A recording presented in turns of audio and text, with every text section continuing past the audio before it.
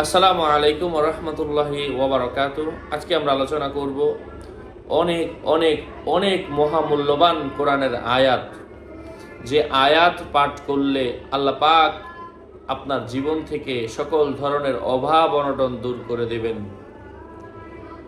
এই আয়াতে আল্লাহ পাক স্বীয় বান্দাদের জিম্মাদারির গ্যারান্টি দিয়েছেন। সুবহানাল্লাহি, আল্লাহু আকবার।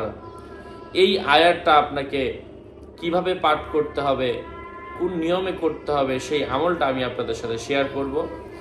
আলোচনা বুঝতে সাথেই থাকবেন। যারা এখনও চ্যানেলটি সাবস্ক্রাইব করেননি, সাবস্ক্রাইব করতে ভুলবেন না। সম্মানিত পেয়ারা হাজিরিন, এই আমলের নিয়ম হচ্ছে, এই আমলটা বলার আগে আমি ছোট্ট করে বলে দিচ্ছি, ভেরিফাই চ্যানেলের ডিসক্রিপশন বক্সে ক্লিক করলে আমার পেজ এবং আইডি আসবে। এটা ছাড়া আলাদা অন্য কোনো পেজ নেই, আইডি নেই, ইমো নেই, হোয়াটসঅ্যাপ নেই, টিকটক নেই। আমার নাম অথবা ছবি দেখে বিভ্রান্ত হওয়া যাবে না। প্রত্যেক ভিডিওতে আলাদা আমি সাবধান করি, সতর্ক করি। যাই হোক প্রিয় ভাই ও বন্ধুরা,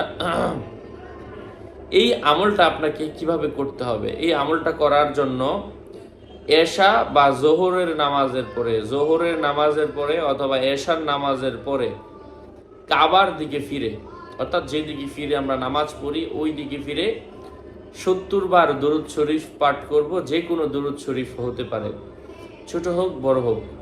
70 বার যে আয়াতটা বলবো এই আয়াতটা পাঠ করতে হবে, অর্থাৎ আলাইসাল্লাহু বিকাফিন আবদাহ, আল্লাহ কি তার বান্দার জন্য যথেষ্ট নন। এই আয়াতটা 70 বার পাঠ করবেন। এই আয়াতটা পাঠ করার পরে আবারও 70 বার দুরূদ শরীফ পাঠ করবেন। আবার 70 বার আস্তাগফিরুল্লাহ আস্তাগফিরুল্লাহ আস্তাগফিরুল্লাহ পাঠ করবেন। তারপর 70 বার সুবহানাল্লাহি ওয়া বিহামদিহি সুবহানাল্লাহিল আযীম পাঠ করবেন। ইনশাআল্লাহ এই হইল গায়বী খাজানা থেকে আসমানের খাজানা, এলাহি কুঞ্জ বলা হয়, এলাহির কুঞ্জি। এই আমলকে অনেকে এলাহির কুঞ্জি, অর্থাৎ আল্লাহর পক্ষ থেকে গুরুত্বপূর্ণ একটা ধনভাণ্ডার, একটা রত্ন। যাই হোক সম্মানিত হাজিরিন, আল্লাহ পাক আমাদেরকে বেশি বেশি আমলের তৌফিক দান করেন। আরও আপডেট পেতে সাথেই থাকবেন। সকলের মঙ্গল ও দীর্ঘায়ু কামনা করে এখানে শেষ করছি। আল্লাহ পাক সকলের মঙ্গল করেন। আসসালামু আলাইকুম ওয়া রাহমাতুল্লাহি ওয়া বারাকাতুহু।